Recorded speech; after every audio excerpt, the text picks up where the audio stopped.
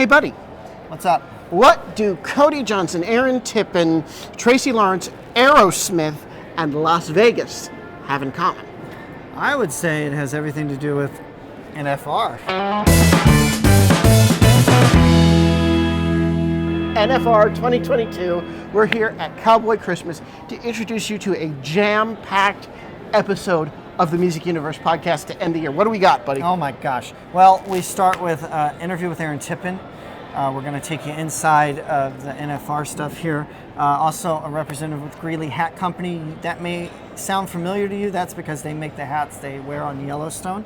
And we got Cody Johnson, but no interview. No interview. But we're going to talk about it. And I guess the big night that we're going to cap things off with is a VIP event that features current Aerosmith drummer John Douglas. He has an art exhibit at the Animazing Gallery at the Venetian, and we were invited to a VIP event. He's going to be on the episode. We're going to chat with him, and that's star-studded: Steven Tyler, Eddie Trunk, a lot of people.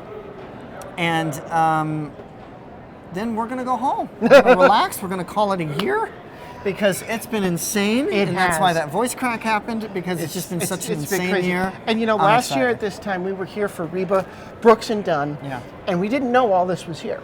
We didn't know, because NFR had shut down for 2 years because of COVID. Mm-hmm. So we found out about this. We came here, I'm like, oh my gosh. So this year, we decided that, I decided and then convinced him, that there's amazing country music artists that come here, because keep in mind, Lainey Wilson, Randall King, Terry Clark last year, but this year Lainey Wilson, Randall King, just to name a few, give free shows. Lainey Wilson was just at the BetMGM Sportsbook. Randall King is doing a free show at the South Point. Yeah. So this is the place for country music at the end of the year. And we found that out when we came for Reba, Brooks and Dunn last year. I said, we got to cover some stuff. So that's why we have a jam-packed episode for you.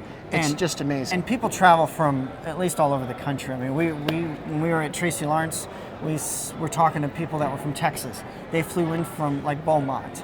Yeah. And you know, everybody comes here that loves country music, that loves the rodeo. This actually is a daytime exhibit, because they want you to go see the rodeo if you want. And then the concerts start relatively late. I mean, you know, Tracy and Aaron started at like 10 p.m. At the Golden Nugget there. And that was our first time. The rodeo events. And that was our first time in the Golden Nugget too. And a very neat hotel. And Fremont is a different type of world down there. It's like Lower Broadway in Nashville for Vegas. And the whole city really is like decked out for country Christmas. I mean, it's amazing. Not only do you have the gigantic main exhibit here at the Las Vegas Convention Center, at Mandalay Bay you have something called Cowboy Christmas. Which is where Greeley is. Excuse me, this is Cowboy Christmas. You have Cowboy Marketplace at Mandalay Bay. You have a Christmas exhibition down at the Plaza at their conference center. And everywhere is decked out. Resorts World, as you'll see in footage, has Wrangler branding all over. This is a jam-packed interview because we tried to take you to those interviews and as many of the places that do NFR stuff as possible. Oh yeah, because it's just been fun to see NFR overtake Vegas for 2 weeks. Now, we haven't been here the full 2 weeks. Actually, last year we were here the first week. This is the second week we're here this year, because that's the shows we wanted to cover. Yeah, it's awesome. So there's always going to be great music here during NFR. It's very popular. Room rates actually don't get too crazy, even though it's full. So if you want to come next year for NFR, check it out. But we're going to get into the episode proper right now. And I will say, if you're listening on tmupod.com, Spotify, Apple Music, whatever, iTunes, Apple Music. Well, Apple Podcasts. Apple Podcasts. It's Apple. It's Apple. You know what we mean. Go to YouTube. Find us. Go to the actual episode page, the videos at the bottom of the page. Go ahead and check that out, because you want to see this. You want to see what we're describing if you can. It's really, really amazing. Now, it's jaw-dropping. We're not going to be able to show you exactly the full length of this, but we're going to do a little recap as best we can. And including some new unique ways to get around town, so stay tuned for that. That's fun too, because we got to try out something new that is out there now. So without further ado, here we go. National Finals Radio, Las Vegas, the Music Universe. Hello from Las Vegas. We are here headed into Resorts World to then take the loop down to the convention center to go to Cowboy Christmas. I told him not to wear that, but I don't he's listen. Matt. He does what he wants. I don't listen to him. Well, but you know, we wouldn't be lost so much if you would. What have I ever gotten us lost? Don't answer that. Yeah, I won't. They've watched enough of these episodes that we're being crazy. We need to walk while they're letting us. Yes. So the parking garage is a good 3 to 5 minute walk away from the entrance to Resorts World. So that's why you're seeing a parking garage behind me. But as you can see, we are walking towards Resorts World. Beautiful property. I mean, we've been in here before. It is. We've had lunch here, dinner here. You've seen a Never concert gets old. here. Actually, if you want to take a look over here, they have Enchant, presented by the Hallmark Channel. We're going to check that out later in the week. Yeah. But right now, our goal is to get to Cowboy Christmas. That's your favorite thing, and you've actually been over there already. Yes. I'm not wearing anything. Actually, I am. Don't show them your ass. No, my jacket. It's a Yellowstone. There's a big Yellowstone booth. So we're going to show you that. We'll show you the Stetson booth. I'll show you the shirt I'm considering getting. And I'll show you the shirt I want him to get. Well, I'll decide what shirts I'm going to get. But we've got a lot of fun here in Vegas. We're actually technically on our, I'm going to say second day, my first full day. Drove up yesterday. Yeah. We saw Tracy Lawrence downtown at the Great Golden show. Nugget. Awesome show. And we got some surprises coming from there later in this episode. And we're just 7th time in a year for me Yeah. in Vegas. Come with us into Resorts World, one of the sponsor hotels for National Finals Rodeo 2022. You can see these beautiful poinsettia trees. They're here to greet you as you walk towards the entrance. You can see it says Rodeo World 2022, and that's what it was last year as well. This is Rodeo World because it's close to the convention center, which is a major hub of activity. Oh, yeah. There's an arena. There's a rodeo arena out in the back of Resorts World, which we won't get a chance to show you because it's private.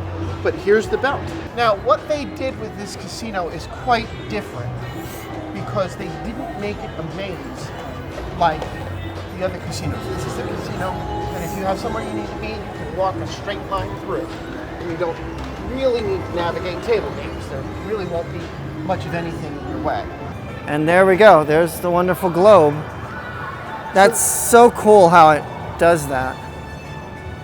Yeah, it's got to be some sort of internal projection. I don't know. Internal or it can't be external. But geez, 3 levels of shops, guys, right here in Resorts World. Yes, this is called the district. Yep. As you're coming into the district from the casino, is to your right is the Vegas Loop, open today 7:30 a.m. To 6:30 p.m. So it runs 11 hours, guys, daily. And we're going to take you down with us. Come on. Yeah. The boring elephant is the symbol of Elon Musk's Boring Company. The Vegas Loop, Wrangler, guys. Concrete tunnel segments. So I'm going to get on camera here for a second because I took the loop yesterday. This, when we get into the tunnels, is what you will see.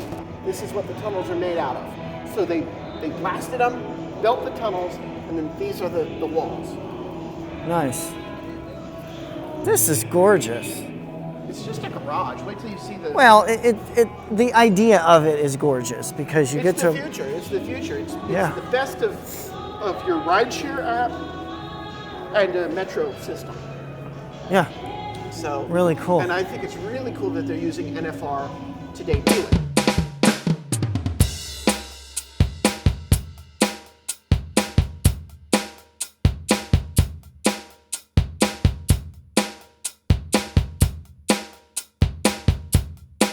All right, we're here at Cowboy Christmas 2022. We just got off the Vegas Loop. We are headed inside.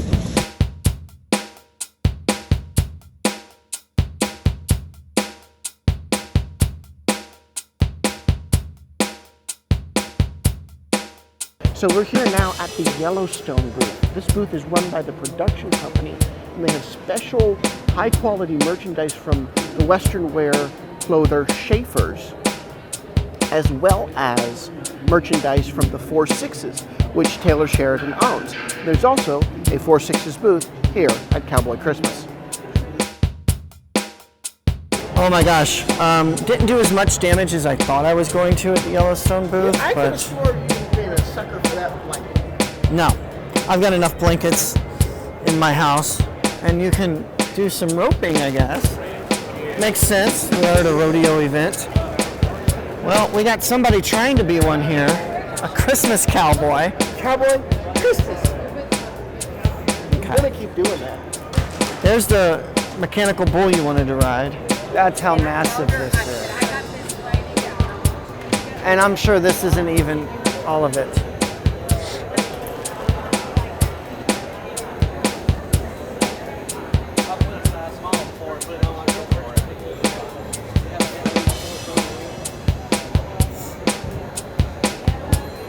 Okay, let's take a look here. I was told pecan is my this gunmetal and pecan are my colors. So let's see. And it's a 7 3/8. What do we think? It's not bad. Goes straight to the front. Too bright. Too bright? This is too bright. This is too dark. So if you saw any pictures on social media from our first night in Vegas with Tracy Lawrence, going to that show, if the hat looked a little weird on Buddy, it's because for whatever reason, he kept his 12-year-old daughter's hat and his hat right next to each other. No, I didn't. I kept her hat in my closet. In his office. Where it would be safer than her room. And I hung mine up and just, in the midst of getting everything together, making sure I had everything we needed to record and such, I grabbed her hat instead, even though I tried it on at home like, I think my head grew. Yes, that was your first thought and not, oh, this hat's smaller. It must be my tiny little daughter's. We came from the other side last time. Okay, so, I told you we entered at the back. Well, Something I'm used to doing that you're not. this was my favorite booth last year. And here's your Reba tree. There she is, the Reba tree. What's in those bags? John Wayne stuff. Yeah. So, since we're here at the Justin booth, Buddy, why don't you tell them, Buddy, what happened last year, Buddy? Okay, stop. Well, we sort of had a Reba branded booth, and I was lucky enough to walk away with a rug that they were going to either give away or throw away. So there you go. It was just a week earlier than expected because we weren't here the second weekend. And they were giving them away. They were going to give them away to other people. Right. So he didn't do anything weird. He just got it a little early because there was a girl at the booth who hooked him up. It was great. Hey, look, Cowboy Christmas. I'm sorry.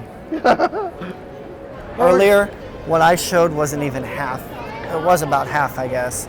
On the main level, there's this upper level we didn't even touch at all. And we really don't need to. I was there yesterday. There's nothing that I think would be of interest. But last year, we entered from the main entrance, which is the way where we're we going are to go walking. out.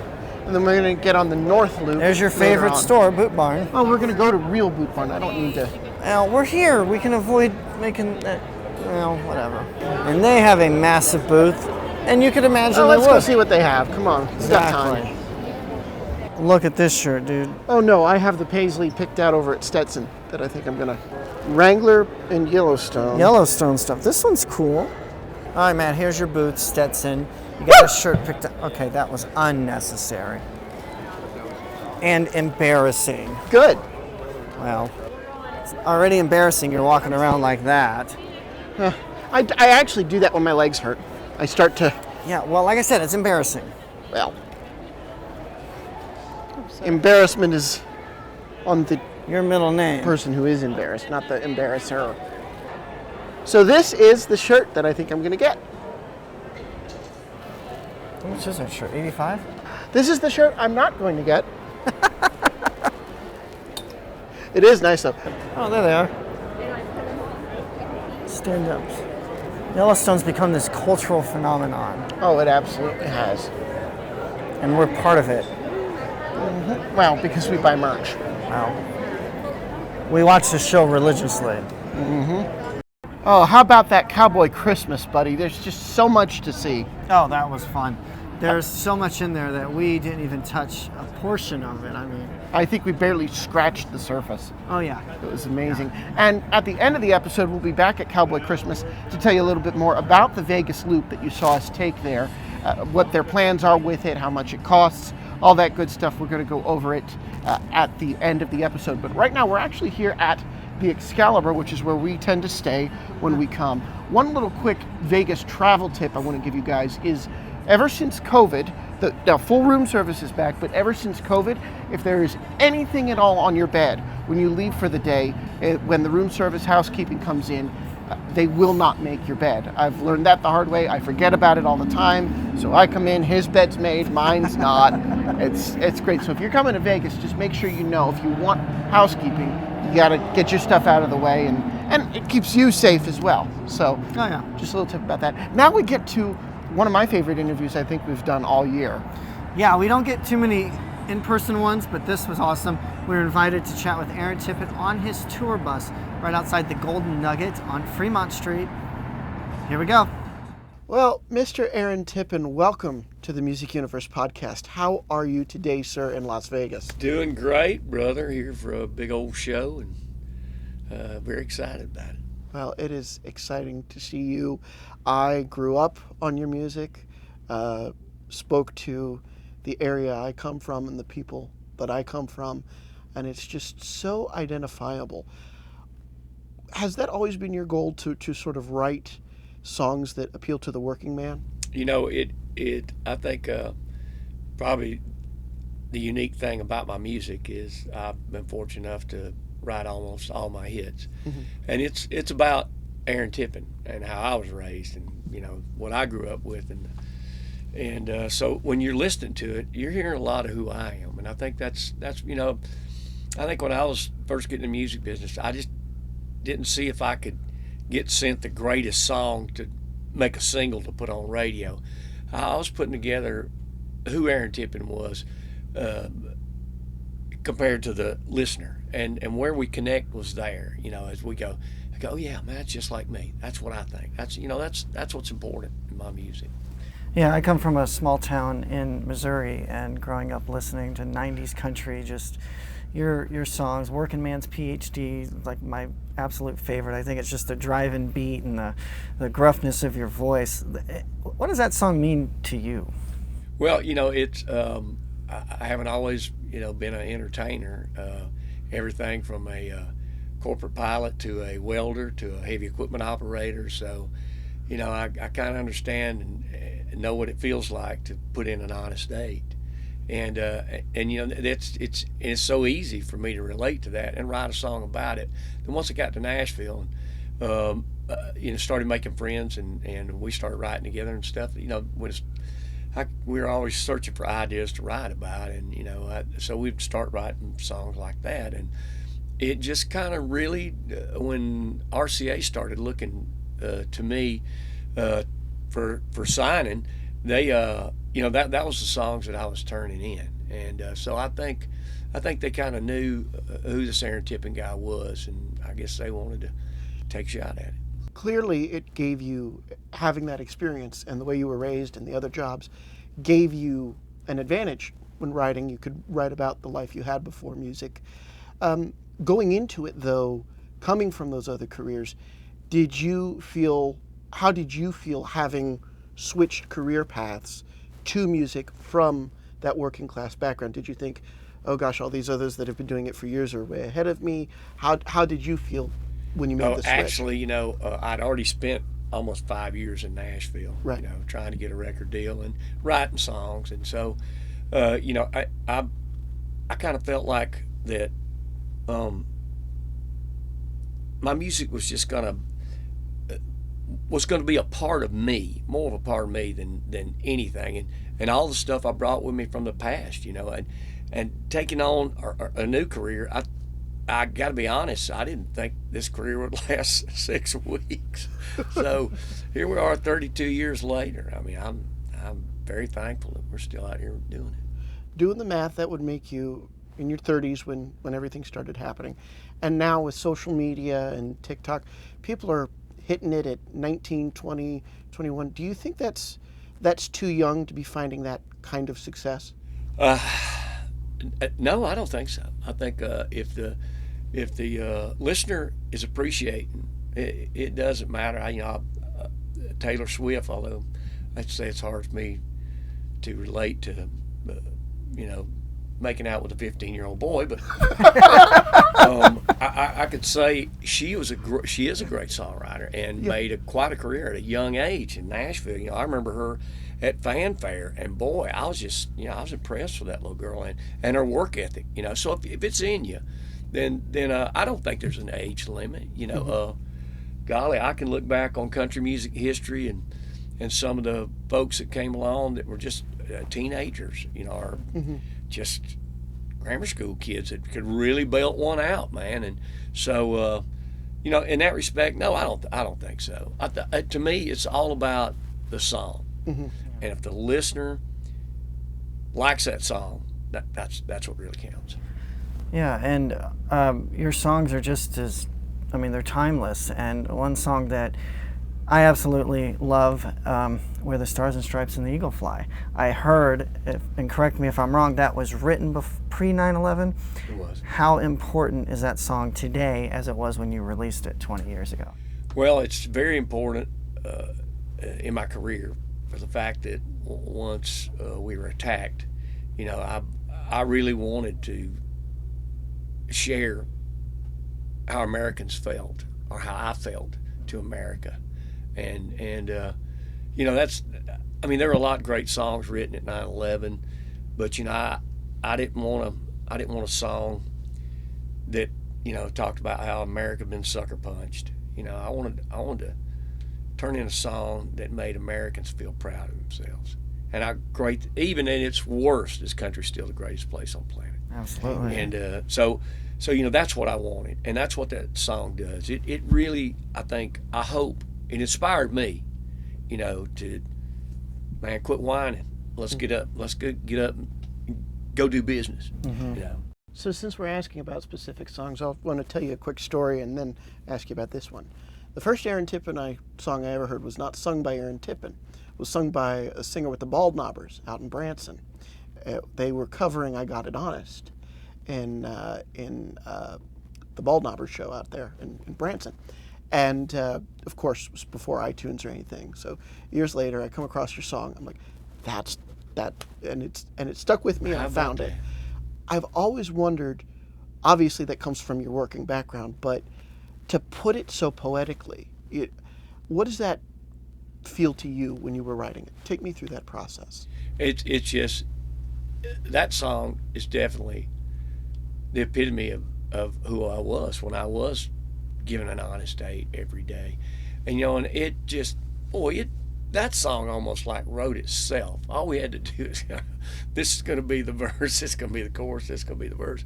It wrote itself. I think that's the key to great songs. If you look at Hank Williams Sr., his songs are absolutely, simply great. Yeah. And that is a mark of it. If the song just falls into it, and man, when I do that song, man, people respond very well to that. So when you are putting together an album, 9 albums in your career, if I'm not mistaken, what do you look for? What do you write? How do the albums come together? And there are artists who've had 30-year careers that put out 6. There are artists that have put out 40 albums in their 30-year career. What inspires you to put an album together? To put an album together, I think, first of all, I think when I'm writing for a new album, I don't really think about writing for a new album. I just write a song, and later as we're going through them, I go, now that's something that Aaron Tippin would say. Because I'm lucky. I've had cuts by Garth Brooks. I've had cuts, Charlie Pride, Mark Colley, So I was lucky that some songs just don't quite fit me. So maybe they're for me, maybe they're not. But then I sometimes I have really try to theme an album, based on the working man's point of view or the love point of view. So it just, I think I probably never try to run them all in the corral just for an album. I just let it happen. Yeah. Are you working on anything right now? Not right now. We're not. We're presently building a new house and probably going to sell our old farm, and so I'm really working.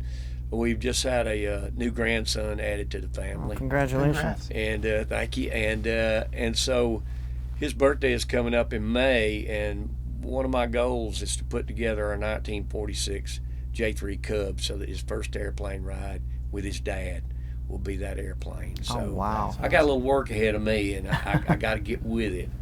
But it'd be really cool if I can get that done. So you're type rated. Is your son type rated? Well, I'm not really type rated. Type rating is an aircraft that weighs over 12,500 pounds, or is a jet. So that's when you have to be type rated in an aircraft. I'm a private, a commercial, multi-engine instrument. I'm also a helicopter pilot. I'm a flight instructor. Oh, wow. And also a certified mechanic. So wow. I meant to be in airplanes and aviation, not music biz. It just happened. Here it is. So the music biz funds the Oh, absolutely. funds the planes. I think my dad took me in a helicopter when I was like 4. Wow. Never again. I said never again. I had the earmuffs on. I'm like, okay, so I'm deathly afraid. As a pilot, I will say, I have to ask you, because look, the only time I was in a helicopter was when I was medevaced as a baby. So that's not a good ride. And I look at him and I'm like, okay, so if it's crashed, it's going down. What are built in? What can alleviate our fears of helicopters in these days? Helicopters are considered the safest machines in the sky. Really? And there's an old saying, because they're medevac most of the time, they have saved more lives than they've taken. Wow. And so helicopters are unique in the fact that usually, and on occasions when big mistakes are made, a lot, people die in helicopters, but mostly because a helicopter will hover and fly so slow that usually on impact, if the rotor doesn't come through the cabin, you're probably going to just get a hurt back. Oh, interesting. Yeah. Okay. It's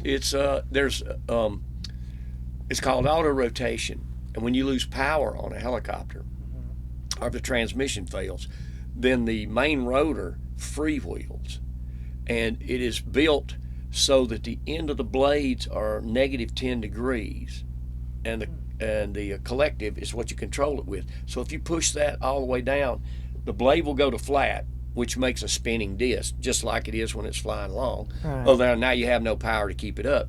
So if you keep the helicopter moving forward at a certain speed, that disc will continue to, and when you get to the ground, you just flare out and about, boom, drop it on, slide about 30 feet, and you're done. Public needs to That's comforting. know more about this, because I do think all of aviation really kind of gets a bad rap because all you see are the accidents. Exactly. You don't know.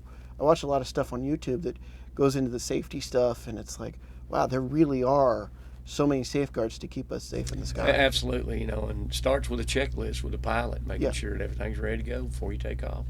How Because often the old saying is, it's a whole lot better to be down here wishing I was up there than up there wishing I was down here.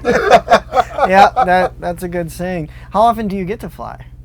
Usually once a week. Really? I get to take something out of the hangar and fly it. And so right now I'm working on my buddy's Cub. I'm doing some things to it. Going to take it to Florida where he lives. And he's a retired American captain. Wow. And so he bought a Cub so his son could learn to fly in a Cub. Nice. Now, I mean, we're in this beautiful bus. Do you ever fly yourself to a show? Very seldom. I have in the past. The bus is going anyway. Right. I'm also a CDL holder. So I'm also part of the driving team for this bus. Oh, So- wow. An artist who drives himself. That's awesome. Yeah, you don't hear that. You never hear that. Well, I'm just too cheap to hire anybody. But I do enjoy driving this old bus. It's fun. I'm an old truck driver. Did that too, and so it's cool to ride down the highway. And Speaking of the bus, I see the military hats here. What are the stories? well, those were given to me by different vets. I think this is a Iraqi vet. I think right there, and they'll just if they didn't see me in the show or didn't see me after the show, one of the guys going on the bus said, "Hey, this guy wants you to have this hat," and so That's amazing. quite touching, and the vets they're my favorites. Yeah. I love it, and I love the fact that I've had the opportunity to entertain them downrange many times, and it's a real blessing. This is why, and forgive me for getting somber for a moment.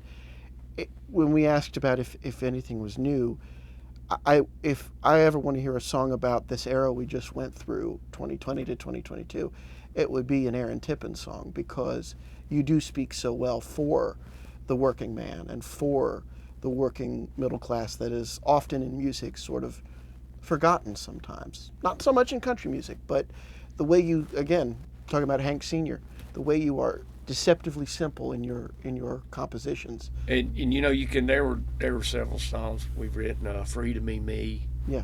That's a patriotic song I'm really fond of that we wrote, me and my wife and one of our co-writing buddies.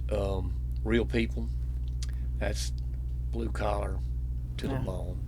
And so there's some that never got the glory of being on country radio. "Toolbox." See, I'm thinking about Country Boys Toolbox, and oh man, escapes me right now. Okay. Just means you have So too many in a good way.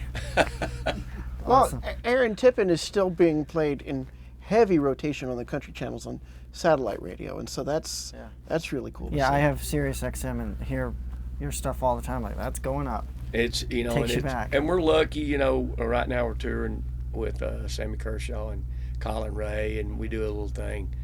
About 70% of the year is us three together, and it's really cool because there's a brand new audience. Kids that weren't even born when I was having my first hits are now out there singing all of these songs. It is a blessed moment when we get to stand up there and belt these old tunes out. It's pretty cool. Speaking of live shows, when you, we wonder this because we'll see artists in casinos, and the shows will be different than if we see them at a different venue. When you come and do a casino show like you're going to do here tonight at the Golden Nugget, does it have to be a little different to sort of fit what the casino wants, or do you get to go in and do your full tour show? How does that work? I pretty much stick to what works for me, and that is as high energy as I can make it. I walk out on that stage with the intention of getting those people on their feet. Yeah. Yeah. That's how I start a show. And I love to get right in your face, and make you feel as much part of that show as me. Mm-hmm. That's what I try to do. And it's really kind of cool. A place like the Nugget we're playing, it's small enough I can still telegraph to the folks in the last row. So it's really, it's great. I mean, I love it when it comes down to that. We've done everything from, the big festivals, 15, 20,000 people, to golly, small halls. But I say this, 10 or 10,000, it's the same show. I love it. Yeah. Well, that's awesome. That's excellent. So, no doubt. So, and your tour manager here was telling us, it's going back to you getting time to fly. You're on the bus by Thursday and off the bus by Sunday. How does it feel to be able to get out on the road and have that time at home and have that balance? It's better than it used to be in the old days. My first year out, it was over 200 shows. Oh, yeah. I was home 12 days. Gosh. First year out, 12 days. Of course, I had a lot of money to make up because, bus, I had to pay for the bus, had bus payments, I had equipment payments and stuff. So it was a hard working time. and as time went on, it got down to 150 shows and down to 100. And now I'm pretty happy with just how it is. We do 60 to 70 shows a year. I do get to be home and work on old airplanes, which I love to do. And so, it's a great mix, I think. So because of that, I guess the big R word is not in your future at all. Good. That's the way the fans want it. Yeah. That is the way the fans want it, I can tell you. Yeah, I say this job will retire me. I won't have to retire. I mean, there'll come a day when, it will just all move on. It's a slow process, but it'll happen, and I accept that. And it's kind of cool to step back and, let the new ones come along, and hey, it's their turn to shine. Let them shine. Yeah, absolutely. Well, Aaron, I mean, your music, like we said, it's timeless, and it was awesome to chat with you. Looking forward to the show tonight, and we're gonna have a write-up on the website as well. And I will thank close. You for this. Yes, and thank you. And I will close with this question. You said that you knew yourself going into your music, and you knew who Aaron Tippin was in those times. Who is Aaron Tippin today, 30 years into an incredible career in music? Aaron Tippin is more mindful. A lot of piss and vinegar in me in the old days.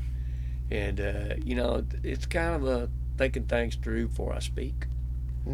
And used to, I had an opinion and everybody ought to know it. And I just come find out that, there's just, the time I have left here is pretty short. I don't want to spend it being mad. I don't want to spend it being upset, angry. And always trying to fix anything I've ever done to hurt somebody. I always try to fix that if I can. And that's the new Aaron Tippin, the new old Aaron Tippin. Love it. Well, the new old Aaron Tippin, whichever way you take it, like Buddy said, classic, and we really appreciate you inviting us on your bus and letting us talk God with bless you. you guys. Appreciate y'all giving me the time. Thank you. Well, that interview will remain one of my favorites for a long time to come. Oh yeah, it was super cool.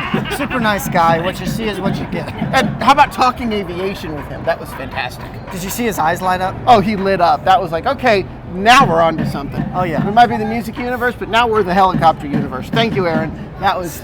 Still not quite sure I'll ever get in one, but he did make me feel more comfortable about how all that works. About my plans for tonight to take us up in the strip. Anyway, no, not happening. And his show, Aaron's show, was absolutely fantastic. I mean, not only is he a great singer, you know all his songs, we talked about him in the interview, but he's hysterical. Oh my gosh, everybody was rolling the whole time. He's just funny. Funny man. I try not to spoil things in the reviews, which the review of the Aaron Tippin show is on themusicuniverse.com. But and he doesn't tour a whole heck of a lot, so I try not to spoil things. But if you get a chance to go see him, just know that he's really funny. I don't talk too much about the stories he told, but they're really funny. Really funny. Great, and then of course you get the classic hits that you've all come to love like we have.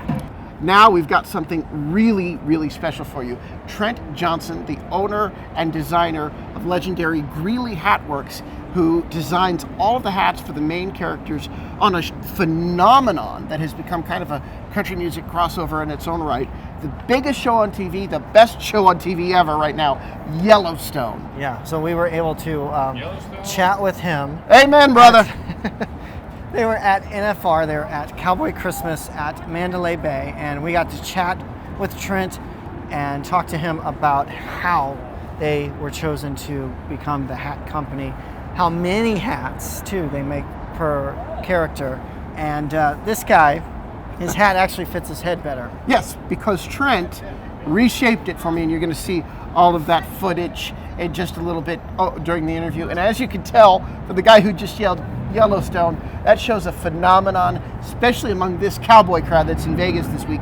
Trent told us the models of the hats from the characters on the show were the first to go when they opened up there at Cowboy Marketplace, which is much calmer than Cowboy Christmas. I just call it all Cowboy Christmas. Well, it is. There's Country Christmas from Stetson over at the Rio. There's Cowboy Marketplace over at Mandalay Bay. and then there's Cowboy Christmas, the big one over at the convention center. So, but that's neither here nor there to this interview with Greeley Hatworks owner and hat designer Trent Johnson. How did I get into hat designing? Well, I often joke, I didn't choose the hat life. The hat life chose me. As a kid, I had a hat collection. The year Epcot Center opened, I went there and I bought a hat at every country. I bought a fez in Morocco, a pith helmet in Africa, a beret in France, and I have been a hat collector from the get-go, and I just have always loved hats. So when I moved to Greeley to go to school, the people that owned the hat shop had a ranch, and I lived and worked on the ranch and got to spend my extra time in the hat shop. And so really, like, it was chosen for me. So, we've been around since 1909, but I'm kind of a newbie. I'm the fourth hat maker to own it, and I've been doing this for just over 30 years. So Taylor Sheridan, I had built him a couple of hats when he was an actor doing his Reining Horse stuff in Arizona, and he reached out to me, and I worked on a movie called Wind River with Jeremy Renner that he wrote. And so that's how I started working with Taylor. And after that, I guess I did a good job. He sent me a script, season 1, episode 1. I read through it and ended up flying out there, spending 2 weeks on location, getting to know all the actors and their characters and who they were, so that when I made the hats, they looked real and authentic. I was working with Ruth Carter, who won an Oscar for her costumes on the Black Panther. And so Taylor introduces me and is like, Trent's going to be doing all the hats, Ruth. And so Ruth looks at me and is like, so you know Taylor? I was like, yeah, I've worked with him on another movie, plus I've built his hats, and I come from this lifestyle. I come from the West. And she says, well, we just got all those boxes in over there from Hollywood. I need you to go through them and pick out all the stuff that is good and the stuff that is bad. So they're like these 4x4x4 industrial cardboard boxes. And I'm going through, picking out, starting with boots, what are good, basically what is real for the current time, for Yellowstone, for Taylor, a good pile and a bad pile. Then I do it with belts, buckles, shirts, jeans, jackets, everything. Ruth comes out and there's this huge pile. And she's like, oh, is that the yes pile? I'm like, that's the no pile. So she gets me a driver and a credit card and says, I need you to go get the real stuff. So as I was in the car getting ready to go buy stuff, I got a hold of my friend Matt Kimes, who has Kimes Ranch Jeans, got a hold of my buddy over at Schaefer, my friends that own Anderson Beam Boots, and it was like, we got to get this deal outfitted. So it was really cool to be able to tie in all of my friends and make it authentic again. Well, it's funny because at the beginning when Taylor said, so I'm doing a TV show, I'm kind of like, I mean, who would have known? This was May 17th, May 15th of 2017. And as I'm reading the script and knowing it's a TV show, I mean, who would have thought it would have been the biggest TV show ever? But really, it was telling a story that obviously there is a good bit of Hollywood, right? But it told a story of stuff that happens all the time. And so for me to be a part of that and to get to work with Taylor and Ruth and the entire cast, you know, that's what made it really, really fun and genuine. I don't know that it's transformed Greeley as much as people think. Like, don't get me wrong, the impact that Yellowstone has had in the Western industry is huge and amazing and incredible. But you know, it's still, people are wanting real and authentic. You know, there's lots of people that sell hats. There's lots of people that do that type of thing. But really, for us, we're selling an experience and making the hat for them. So that's what really makes it special. And it, you know, a lot of it, whether, you know, even last summer when I was in Europe doing shows, I'm kind of like an ambassador of the West, getting to tell people of not just about the hats, but I mean from the head to the hoof, and making it real because they want to feel a part of the American West. If it's a guy in Chicago in a high-rise or a guy in Germany, they want the tradition, they want the history, they really want what the American West stands for. When we build hats for the principals in the show, you're building usually 5 for the character, for the actor, and then 2 for the stunt double. So when you're trying to distress a hat, which we don't just make dirty hats, and especially whether it was Wind River or this or some of the other movies we've worked on, that's why it's important to get to know the actor and who the character is, because how does he grab the hat? Where do you actually put the dirt and things like that? So when you're building multiples of 7 for a character, trying to make it on the screen look like it's the same hat every time is a lot of work. The way I collaborate with a designer or a movie or a TV show, every customer that comes in, I look at that as a collaboration. So not only their music, but like who are they and like what's kind of like, I guess, their vibe and how they feel and like what they want. So the last music video that we did with Miranda Lambert, it was more than hats. It was gloves, it was a gun belt. It was actually my dad's vintage cap guns from the 40s because, the whole gun scene after everything that happened in New Mexico.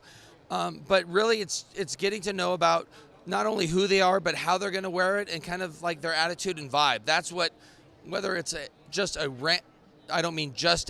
it's just a rancher, a farmer, a horse person, a customer walking in off the street that appreciates the American West but isn't a cowboy, that's the key part to me, is being able to listen. Is if you take the hat on and off from the base of the crown, like on the hat band, that's the strongest point of the hat. So you put it on your forehead first, push it down, and then you can adjust it. But taking it on and off from the break line, that's where the crown and the brim meet, that is the strongest part of the hat. So sucking it down, you're not messing up with the crown or the brim, whether you're pulling on it here or here.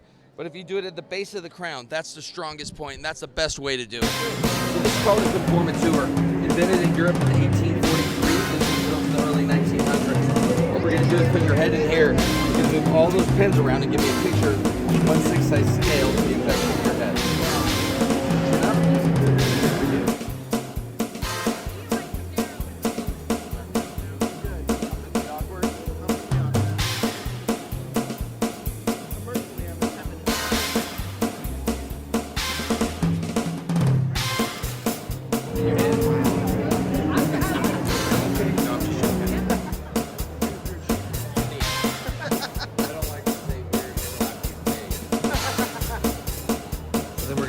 Pattern in here makes it life size.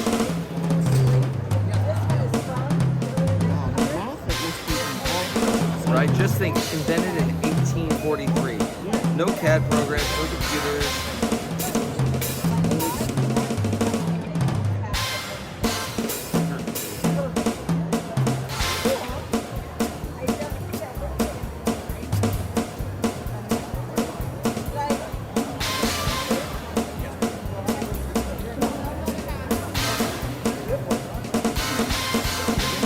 Then what we'll do, when we build a hat, we'll take this, we'll trace it, we'll cut it out of cedar, and we'll give you a copy of your head. If you're not wearing that hat, it stays the exact shape of your head all the time.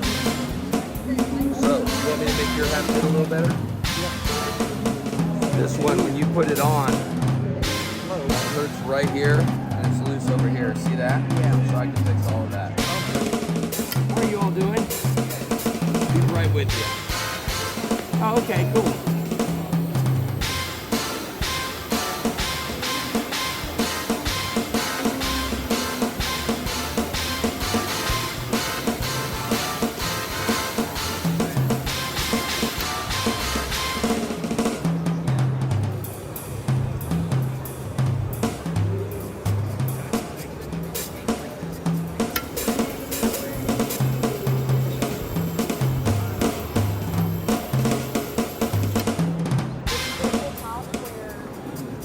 Now you can see, got even pressure all the way around. And this hat, when you put it on, it was just floating this way, the ground.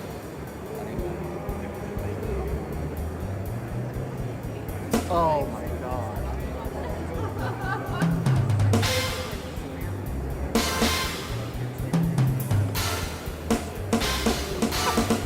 Right? That is custom fit, yeah, man. Well, Matt, we go from Yellowstone to wrap up NFR? Oh my gosh, I think we need some rock and roll and some beautiful photorealistic art that you should be seeing on your screen right now by current Aerosmith drummer John Douglas. This is beautiful artwork. We're going to talk with the artist. We're also going to talk with some members of Aerosmith, and ZZ Top is here coming to the red carpet at An Amazing Gallery at the Palazzo. I couldn't think of a better way to wrap up our time in Vegas and an incredible year of 2022 here at the Music Universe. It's going to be a lot of fun. Check it out. All right, John Douglas. Correct. This is amazing. Thank you. It is an amazing, but this gallery seems to be the place for the rockers to come and show off their work. How'd you get hooked up to do the show here? My publicist, Allison, hooked me up here because that's her right there. And hello. So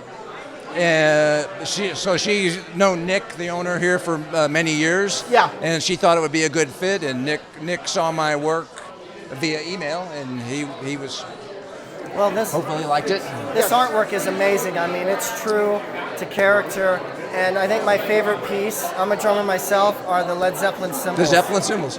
Thank you. How did you come up with that concept? I have a lot of broken cymbals at home. I saw some. Yeah, a stack of them that, unfortunately, when you break a cymbal, it's dead. Right. It's gone. It's a paperweight. It's a boat anchor, and I have a stack of them. And so I thought it might be cool to paint on them. And so I prepped them at home, and then I shipped them out here with my luggage when we came out to play for this last Aerosmith show. So I painted those in my hotel room here in Vegas. Oh, wow. 2.5 weeks ago. So I enjoyed the process. It was a challenge because it's a weird surface to paint. But I'm glad you like it. I think it's cool looking. Oh, it's absolutely. You know, it's so unique.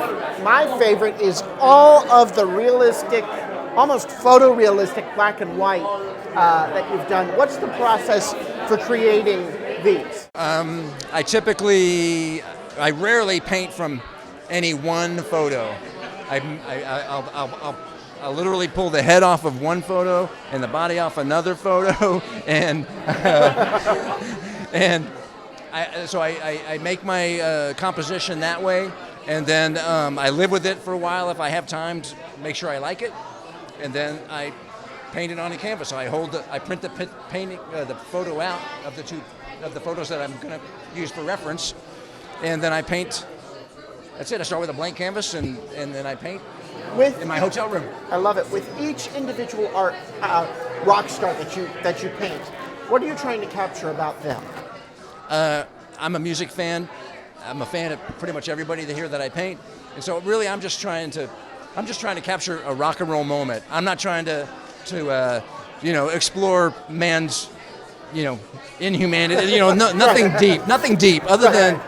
I'm just trying to capture a rock and roll moment. I'm trying to capture, hopefully, the essence of a Billy Gibbons or Joe Perry and some of these people I've worked for, some of these people now I play with. That's all I'm trying to do for the most part. And there's some pop culture in here that I try to capture as well, But basically, I'm just trying to do stuff that I love. And real quick before we bring Brad in, we have an Aerosmith question for you.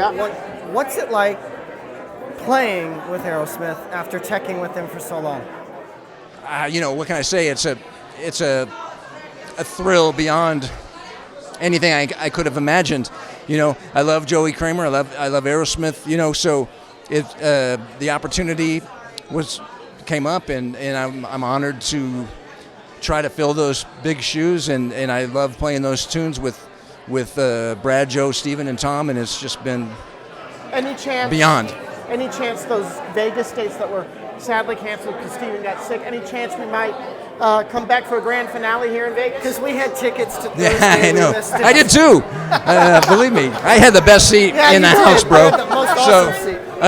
So I don't know the answer to that. Okay. I don't know. Fair enough. I'm the last guy to know. So John Douglas, a pleasure.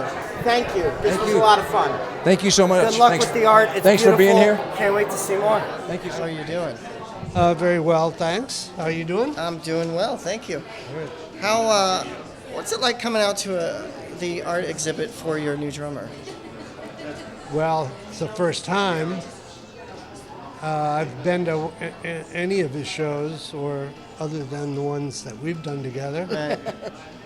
So a lot of this artwork is new to me because I haven't seen it. I've never been to a shop, so I know a few of these photos from having seen them, and I went to some of the shops. He goes to some local shops around here to have work done. They do weird thing like stretching canvases and all that sort of stuff. He gets some of that done around here, so I got to see some of his work just hanging out with him, helping him do that. But it's amazing to see it all together. And what was your reaction the first time you saw what a great artist John is? Probably the first time I ever was familiar with anything that he did was he did for Joe Perry. He did the kind of famous the Billy guitar, where his wife sung the guitar. That's the first time I believe that I saw his artwork, and I just thought it was uncanny. I was like, that's a photograph, really, isn't it? Mm-hmm. But it wasn't. Right. And that's sort of that surrealistic photo art stuff that's really fascinating to me about what he does. Yeah, it's so lifelike. I mean, you have Freddie Mercury, you have Eddie Van Halen, you have Steven, Tyler, everybody here. Joe, like you said, Joe, Elvis, John Bon Jovi. I mean, it's so lifelike. You think that it's like a drawing of them, but like he drew on a photo of them. It's so unreal.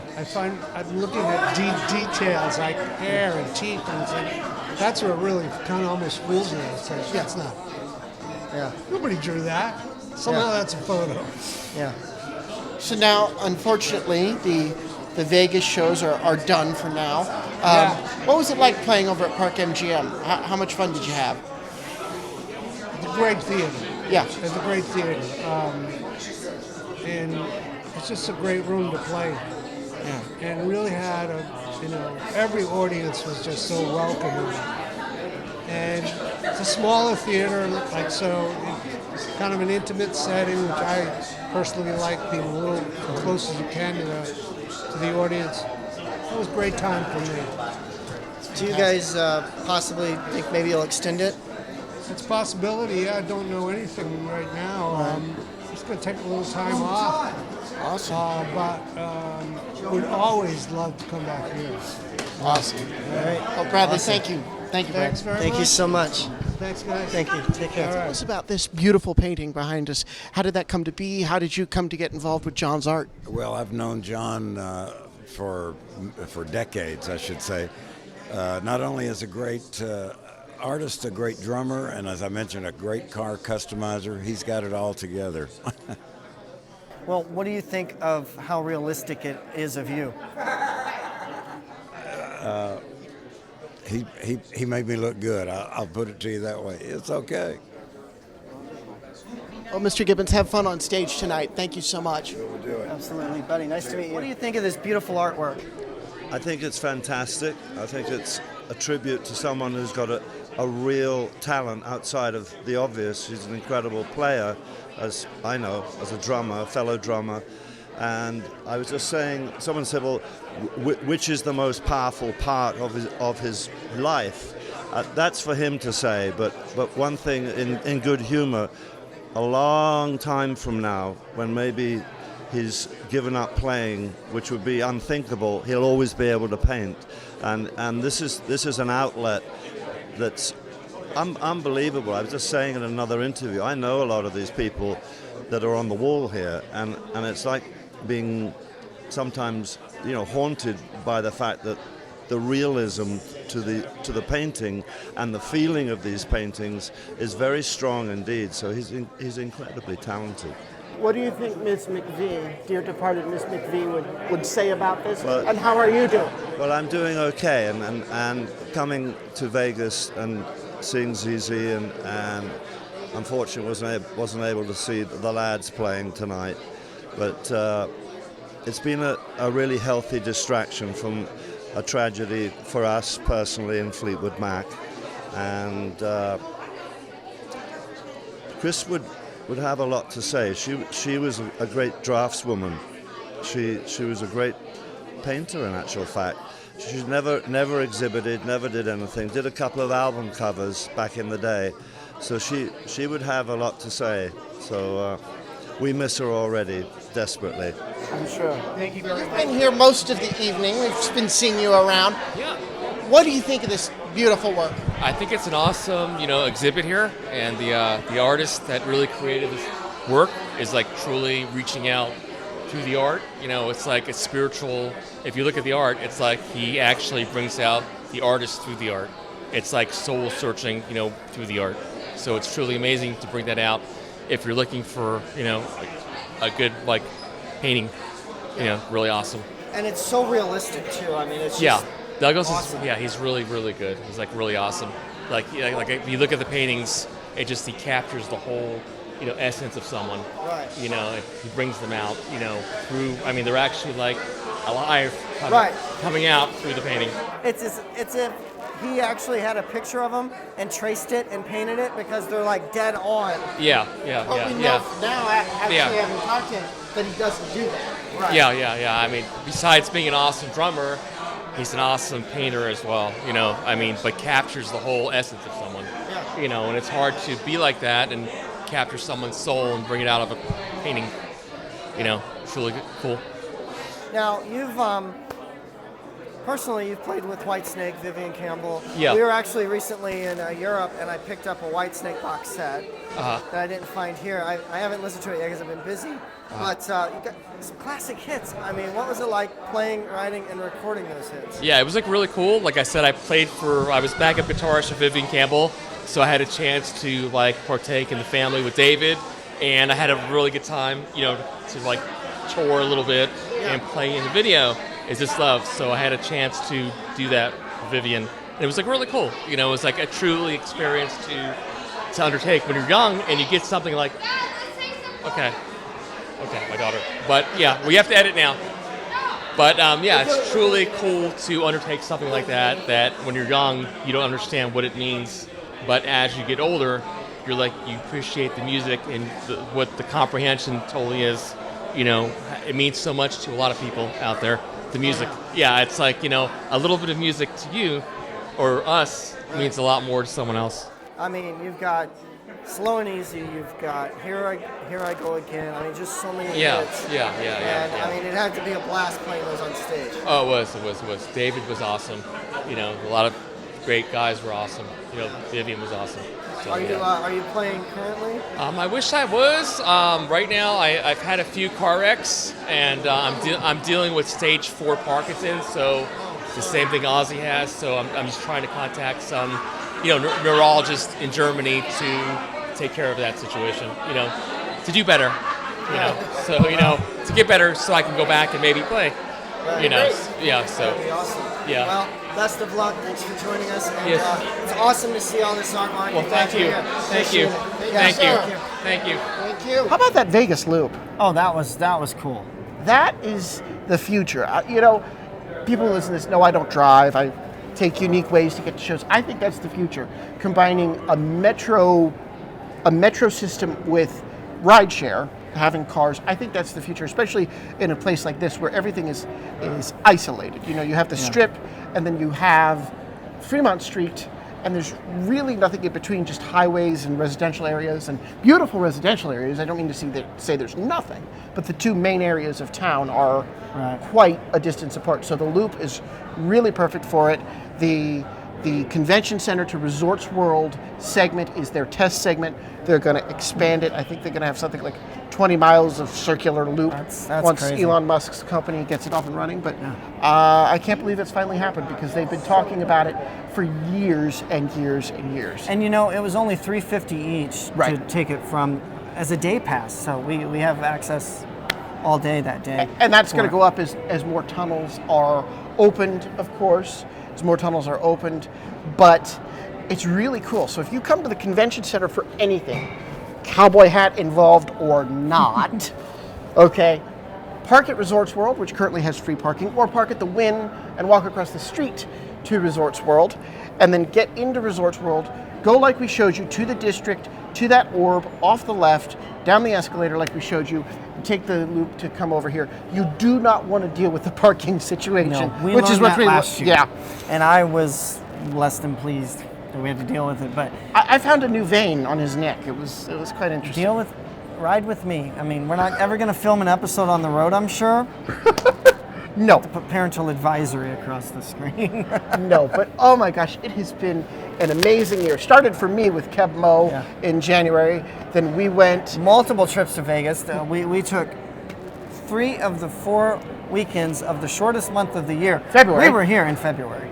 Yes, and I flew back and forth like twice. It was nuts. crazy. I mean, he's nuts. And then we did Garth in San Diego, and then we were together the next month for CMT Music Awards, CMT Music Nashville, Awards.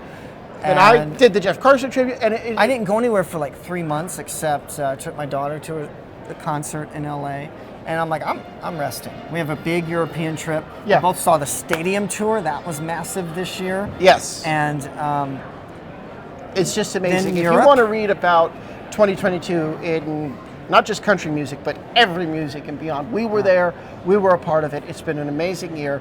2023 is going to be awesome. We have one Vegas trip already planned, but if you know me, there's going to be more adventures ahead. And I don't know what else is planned at this point because things sometimes just come up, and we're excited anyway. But a lot of fun in 2022 on this show. We documented a lot of it. A lot of fun just in general. I think it's the most I've ever traveled. You're welcome.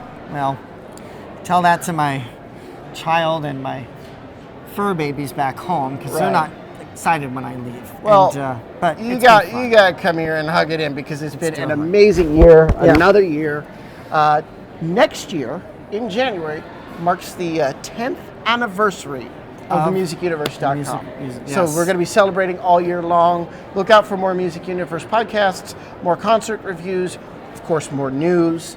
And we're going to be, like I said, celebrating 10 years, and we're going to make it a really, really good one. We're going to try, or at least I'm going to try with all the traveling, to make it even bigger than this year. So I don't know that I can top this year personally with all the traveling. Just saying, it's been a lot. But we don't know what adventures are next for us. But thank you all there. I mean, 10 years doing this after I decided to step back from playing music to record it. It's just been uphill. A great journey. It's been great. It's awesome. And Matt has been a big part of that. We hug again. We do. As much as you annoyed me when the initial pitch. I wouldn't leave him alone. That's why we're here. So thank you all. For the Music Universe podcast, I'm Matt the Cowboy. And I'm Buddy. Thanks for listening and watching. Be sure to hit that like, subscribe, and share button. And check us out at tmupod.com and also themusicuniverse.com for the latest news and concert reviews. Take care. Happy New Year.